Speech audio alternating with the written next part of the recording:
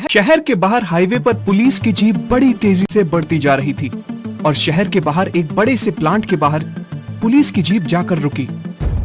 Police inspector चंदन हवलदार चिंटू के साथ अंदर गया और उसने देखा कि आसपास कुछ लोग वहां खड़े थे। हवलदार चिंटू ने भीड़ को साइड किया और देखने लगा। वो लाश बड़ी ही अजीब कंडीशन में थी। लाश का चेहरा चाकू से पूरी तरह से बिगाड़ दिया गया था और उसके मुंह को बांध दिया गया था। पुलिस वालों ने जब उसे देखा तो उन्हें भी घिन लगी थी।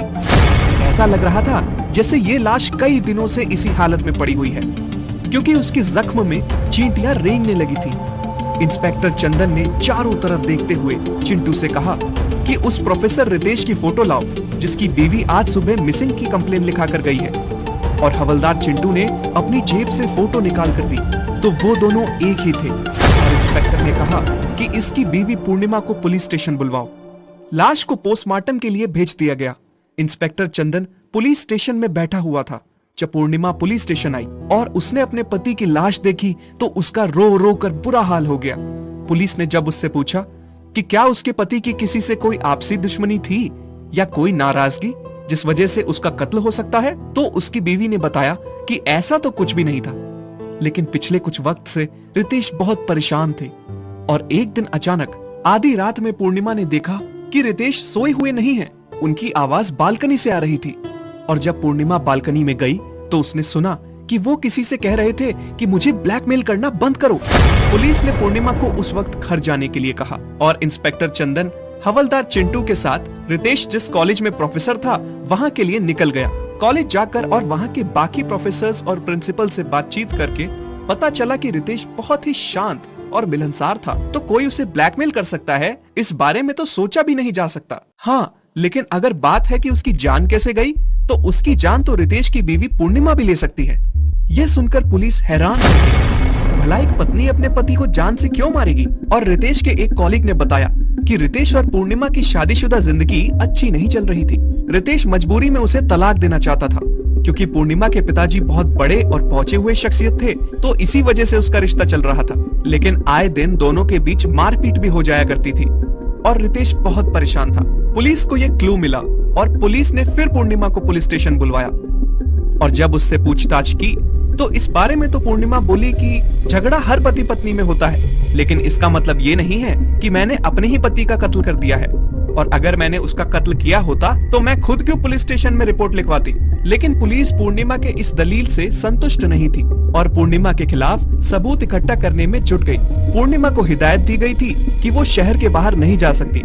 पूर्णिमा को पुलिस स्टेशन से जाने के बाद इंस्पेक्टर चंदन ने हवलदार चिंटू से कहा कि रितेश और पूर्णिमा के सारे कॉल डिटेल्स निकलवाए जाएं, जल्दी। रितेश और उसकी बीवी पूर्णिमा के कॉल डिटेल्स निकलवाए गए।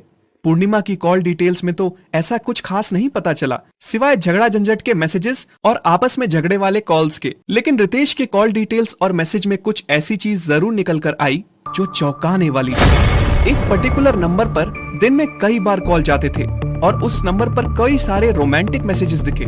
जब उस नंबर के बारे में डिटेल्स निकलवाई गई तो पता चला कि ये नंबर रितेश के साथ काम करने वाली एक प्रोफेसर गीतिका का है। जब प्रोफेसर गीतिका से इस बारे में पूछताछ की गई तो प्रोफेसर गीतिका ने घबराते हुए कहा कि गीतिका और रितेश एक दूसरे से प्यार करते थे और एक दूसरे के साथ रिश्ते में थे। वे दोनों शादी भी करना चाहते थे, लेकिन पूर्णिमा से तलाक नहीं ले पाने के कारण उनकी शादी नहीं हो पा रही थी। जब पुलिस ने पूछा कि उन्होंने क्यों मारा रितेश को, तो गीतिका बोली कि मैं भला क्यों मारूंगी रितेश को, हम दोनों एक दूसरे के साथ खुश थे।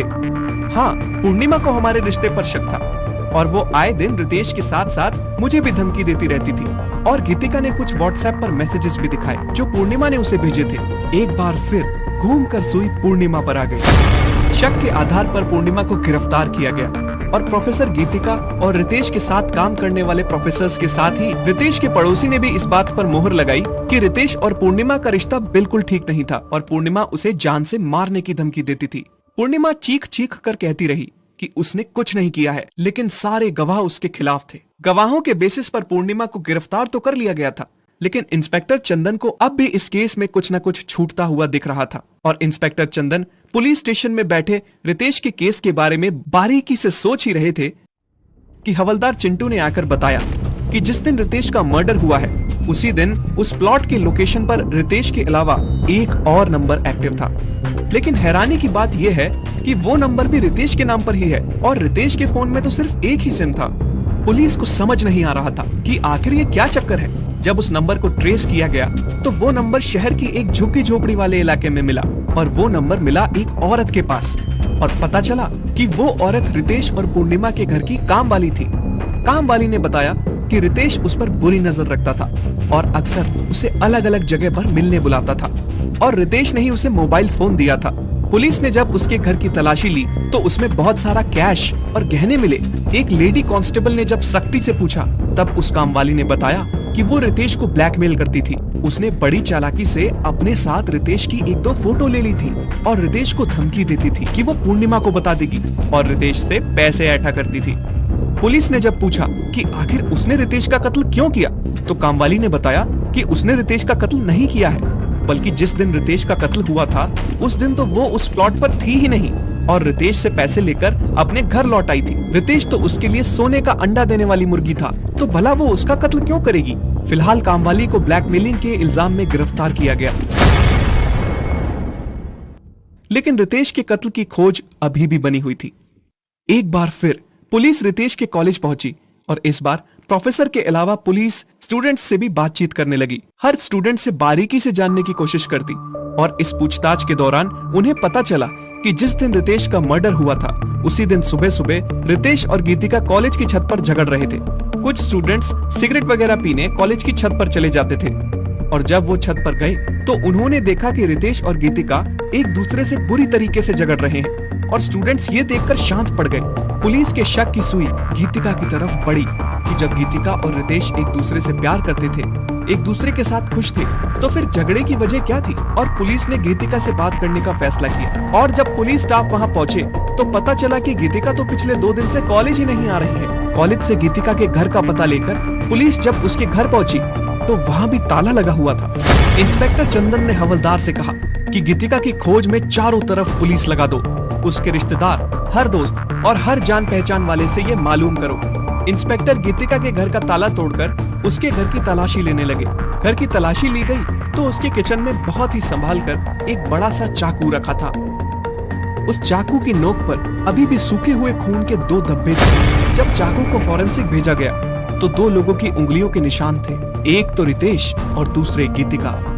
गीतिका का भागना, उसके घर से चाकू मिलना, उस पर उंगलियों के निशान और खून के धब्बे, पुलिस के लिए इतने सबूत काफी थे। तभी इंस्पेक्टर को खबर मिली कि गीतिका शहर के बाहर अपने एक रिश्तेदार के यहाँ छुपी हुई है। पुलिस उसी वक्त उसके रिश्तेदार के घर गई और गीतिका को वहां से पकड़ कर ले आई।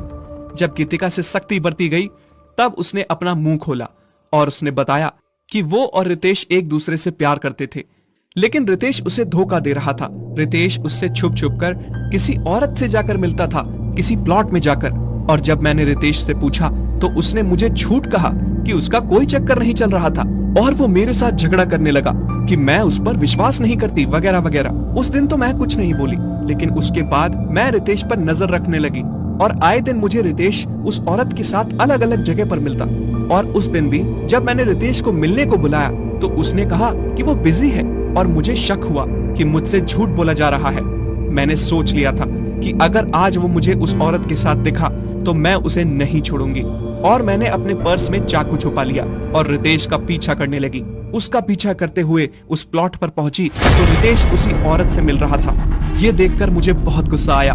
उस औरत के जाने के बाद मैंने रितेश को जान से मार डाला और कोई उसे पहचान न सके इसलिए उसके चेहरे को बिगाड़ दिया, फिर वहां उसका चेहरा बांध कर छोड़ दिया। सच सामने आ चुका था। गीतिका को अरेस्ट कर लिया गया था, पूर्णिमा को बाइज्जत बरी कर दिया गया और कामवाली को भी ब्लैकमेलिंग के इल्जाम में गिरफ्तार कर लिया गया। गीतिका पर मुकदमा चला और उसे उम्र कैद की सजा हुई।